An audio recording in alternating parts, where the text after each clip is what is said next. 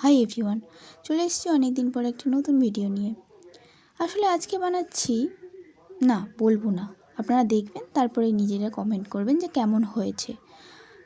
এই সব সবসময় বানানো হয় না, যেহেতু আমি ওরকম নই যে এটার প্রতি আমার সব কিছু যে সবসময় বানানো হবে তা না, মাঝে সাঝে ট্রাই করি আর কি। তো আমি সবসময় এরকম বানাই না।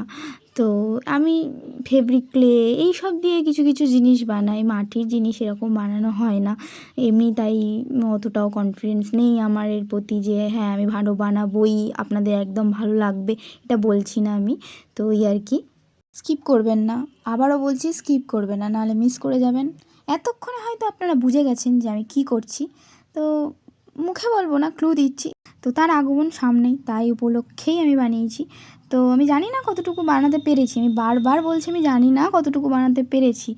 তো আমার হাত অতটাও ভালো না, প্রপার না, অত প্রফেশনাল না যে প্রতিনিয়ত ঠাকুর করি। তো তো ওই জন্যই আমি প্রতিবার কথাটা বলছি, বারবার একই কথা বলছি, আপনাদের বোর লাগবে।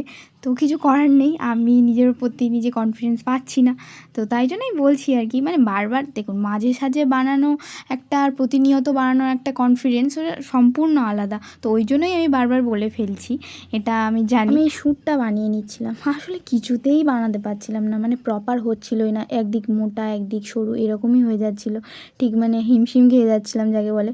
কিন্তু তাও ঠিক আছে, ভগবান সাথে আছে, কেউ পাশে থাকুক আর নাই থাকুক, সে আমার সারা জীবন পাশে থাকবে, আমি সব সময় এটা মানি। আসলে কি বলুন তো, মানুষের থেকে বিশ্বাস করার থেকে ভগবানের বিশ্বাস করা আমার মনে হয় ঢের ভালো।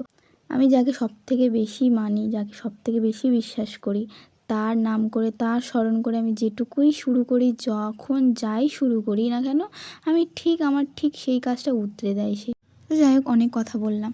তো এই আমি গণেশ ঠাকুরের এই দাঁত, এক এক করে কান, এক এক করে পাগড়ি, এইগুলো দাঁত এগুলো সব বসিয়ে নিচ্ছিলাম।